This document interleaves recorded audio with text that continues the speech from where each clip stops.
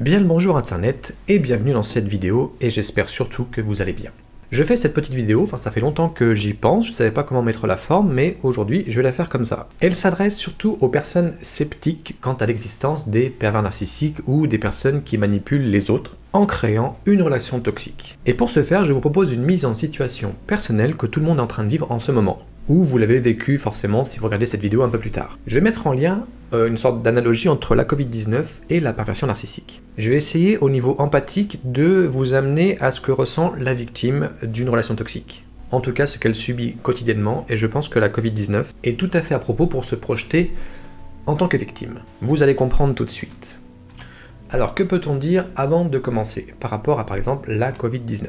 Cette situation était tout à fait inattendue. On s'est dit qu'avec nos moyens technologiques et médicaux, cela ne pouvait pas nous arriver. On s'est retrouvé confronté face à un virus d'une ampleur mondiale, alors qu'au début on pensait que c'était l'affaire que de la Chine, on rigolait un petit peu, enfin rigolait, entre guillemets, jusqu'à ce que ça nous arrive à notre porte. On se sentait un peu comme immunisé, avec une sorte d'invincibilité, parce que on va dire que la grippe espagnole c'est loin derrière nous, qu'à cette époque on comprend que voilà, il y a eu des millions de morts, et actuellement c'est incompréhensible de notre point de vue du fait de dire, voilà, mondialement, on est mondialement touché par un virus. Un déni ou un manque d'expérience, parce que quand on manque d'expérience sur un domaine, on s'accorde à entendre les choses qui sont inacceptables. Par exemple, n'ayant pas connu la guerre, on prête une oreille attentive à une personne qui peut dire, par exemple, si vous voulez relancer l'économie, faites une guerre. Sur la situation du début de la crise, on était à peu près comme ça. Voilà, on était un petit peu sidéré de la situation. Et bien maintenant, hop, on va directement partir sur la perversion narcissique. Quand ça vous arrive, c'est totalement inattendu. Vous vous dites, de toute façon, moi, je ne me suis jamais fait manipuler, donc je ne me ferai jamais manipuler par quelqu'un. J'ai mon libre arbitre, donc ça ne peut pas arriver. J'ai une immunité, la manipulation, je connais, blablabla. Et je suis dans un déni tout au long de la relation. Je pense que vous avez compris le principe entre cette analogie Covid-19 et perversion narcissique. On va voir des liens, et donc j'aimerais bien que vous puissiez rentrer émotionnellement sur la situation d'une personne victime d'une relation toxique. Et nous commençons tout de suite. Alors revenons sur la Covid-19. Rappelez-vous, ne sortez pas, même en mer, même en mer sauf les montagnards, sauvez des vies. Qu'est-ce qu'on peut résumer de tout cela ? Eh bien avant tout, on vous demande d'être irréprochable, d'obéir sur ce qui vous est demandé, ce qui est tout à fait normal. Des mesures nécessaires sont prises pour pouvoir épargner des vies, ou en tout cas endiguer la propagation du virus. Le meilleur moyen actuel qui a été trouvé dans une urgence, c'est rester chez vous. Et bien sûr, il est à peu près inconcevable de se dire non, moi j'ai pas envie, je fais ce que je veux. Puisque les arguments proposés sont tout à fait logiques, donc on va les suivre. À cela s'ajoute confinement 1 et confinement 2, après je ne sais pas, puisqu'en fait je tourne cette vidéo le jeudi 12 novembre, excusez-moi j'ai regardé la date, on est rendu au confinement numéro 2, en tout cas voilà la décision qui a été prise actuellement. Restez chez vous, voilà, le meilleur moyen pour, si ce n'est endiguer, diminuer la propagation du virus. Et quand bien même si vous avez quelque chose à faire en dehors de chez vous, vous devez vous munir d'une attestation si vous sortez, pour aller au travail, pour aller faire des courses, pour faire son sport, mais avec tout à fait une restriction, mais il faut quand même prévenir si on est à l'extérieur. Faisons un petit point sur la perversion narcissique. Eh bien écoutez, tous ces points aussi sont là. Le ou la pervers narcissique vous demande d'obéir aveuglément à ce qu'il vous dit. Il va vous faire savoir que c'est comme ça et pas autrement, et vous êtes dans une obligation d'obéir. Vous devez être par ailleurs et tout à fait d'accord avec ce qu'il raconte. Ce n'est pas un dialogue en fait, c'est comme, je reviens un petit peu sur la Covid-19, le Premier ministre ou le Président qui vous donne les mesures qui vont être mises en place le lendemain, le surlendemain, mais en tout cas, voilà, ce qui est proposé, ce n'est pas votre avis qui va être jugé nécessaire dans cette prise de décision. C'est une communication unilatérale. Et bien avec là où le pervers narcissique, c'est tout à fait pareil.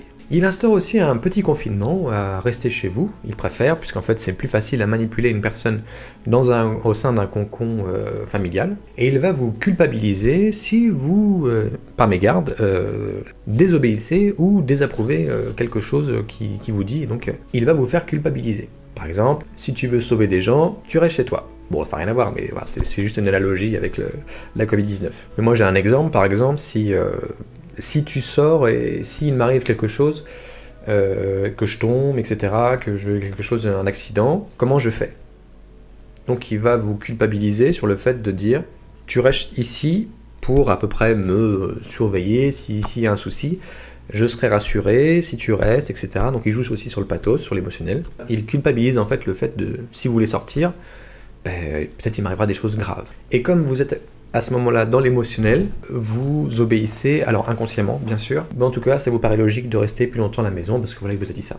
Alors le summum qui peut être au niveau émotionnel, c'est il va vous dire tu fais ci, sinon je me suicide. Voilà, je résume, ça peut paraître un peu but en blanc, mais voilà, ça peut arriver souvent qu'il utilise ce système de manipulation pour vous faire taire un petit peu. Il provoque un sentiment de non-liberté. Mais comme la Covid-19, vous n'êtes pas en mesure de remettre en question ce qui a été imposé. Si vous devez sortir, vous devez lui proposer une attestation. Genre, vous allez au travail, c'est normal, vous débauchez à 16h15, et si à 16h18 vous n'êtes pas à la maison, il va vous appeler. Qu'est-ce que tu fais? Où est-ce que tu es? Donc il y a une sorte de contrôle quand même. Vous devez constamment lui dire où est-ce que vous allez quand vous êtes en dehors de la maison.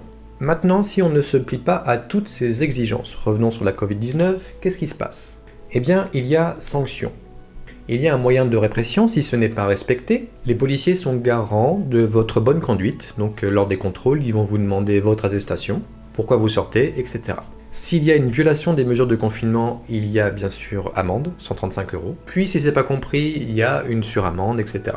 Et pour ce faire, donc, il y a une mobilisation pour faire respecter les décisions. Eh bien, nous allons avoir le même processus pour la perversion narcissique. Il va y avoir une certaine répression au niveau du non-respect de ces règles, et je peux vous dire que vous allez en baver. Et le ou la pervers narcissique va tout faire pour que les règles soient respectées, et il va mobiliser tout ce qui peut être mis en œuvre pour faire respecter ses principes.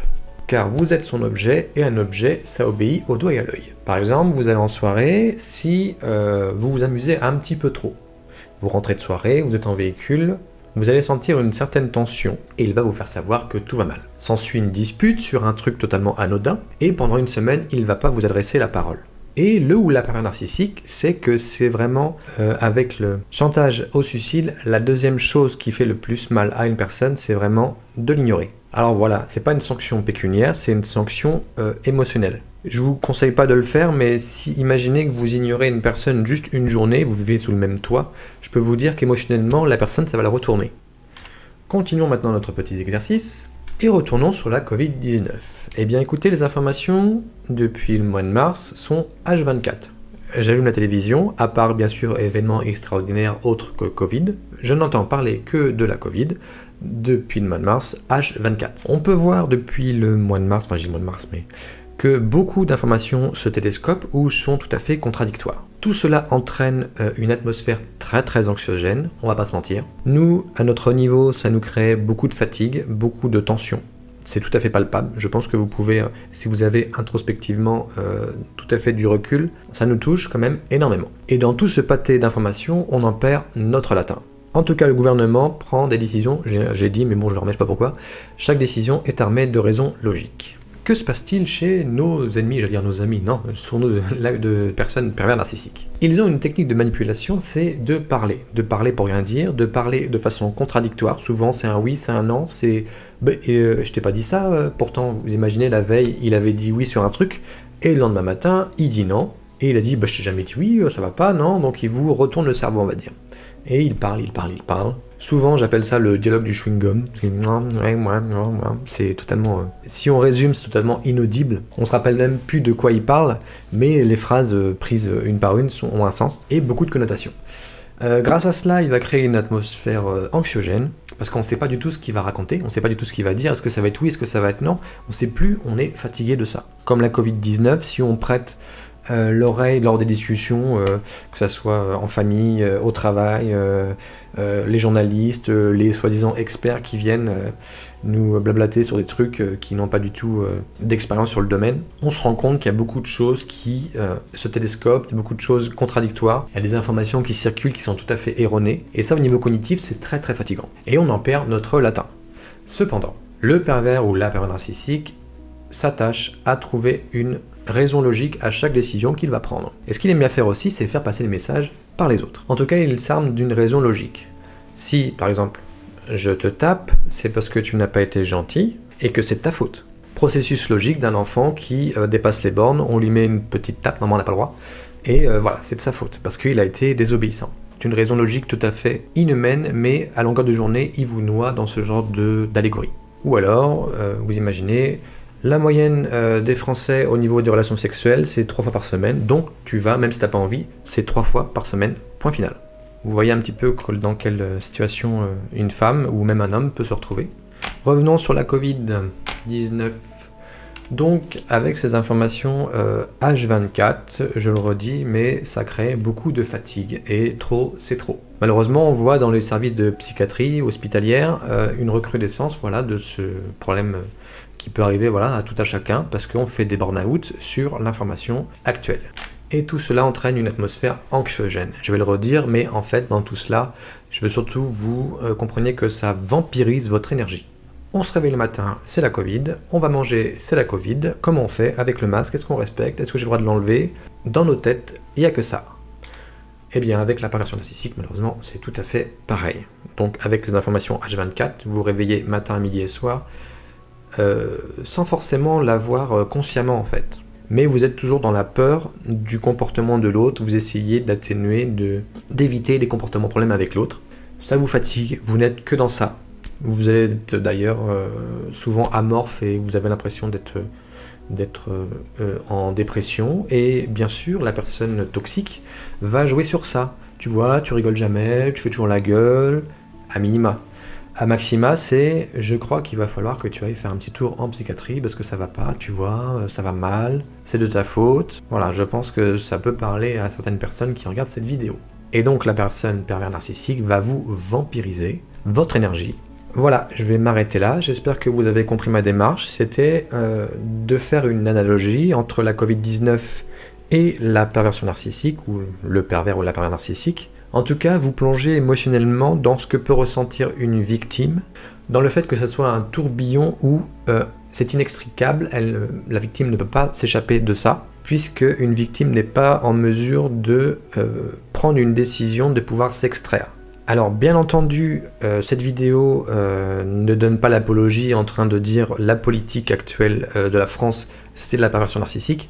Non, pas du tout, ça n'a rien à voir. Je voulais juste vous donner un état émotionnel, une empathie la plus juste sur quelques éléments, sur quelques points de manipulation qui est utilisée dans la perversion narcissique. Alors la perversion narcissique, elle peut utiliser 30 points, là j'ai dû vous en effleurer une dizaine, une quinzaine.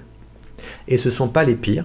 À part le pire, c'est peut-être le fait de rester chez soi et de ne plus forcément pouvoir sortir, avoir des amis, voir des amis, aller manger quelque part. Voilà, c'est ce que fait actuellement sur le problème du virus actuel. Mais en tout cas, dans cette vidéo, ne résumez pas en disant « Ah, la politique, c'est de la perversion narcissique ». Non, pas du tout. Si vous voulez approfondir un petit peu le sujet sur la perversion narcissique, je vous propose de visionner une vidéo que j'ai faite il y a quelques années. Bon, j'ai changé physiquement, qui s'appelle « La perversion narcissique ». Je l'ai également mis en texte sur mon site Point de vue. Je vous propose également de visionner une vidéo sur les relations toxiques qui vous donneront quelques clés si vraiment vous voulez aussi approfondir le sujet de comment pouvoir s'en sortir dans cet engrenage. Merci d'avoir regardé cette vidéo, c'est gentil de votre part. N'hésitez pas à liker, à partager, à activer la cloche si bien sûr vous regardez cette vidéo sur YouTube. Et moi je vous dis à très vite.